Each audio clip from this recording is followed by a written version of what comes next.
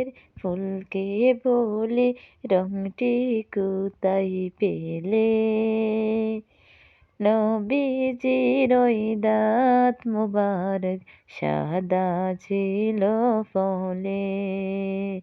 নবীজির ওই দাঁত মোবারক সাদা ছিল ফলে। সাদা ফুলকে বাগান থেকে তুলে গাঁথলাম মালা।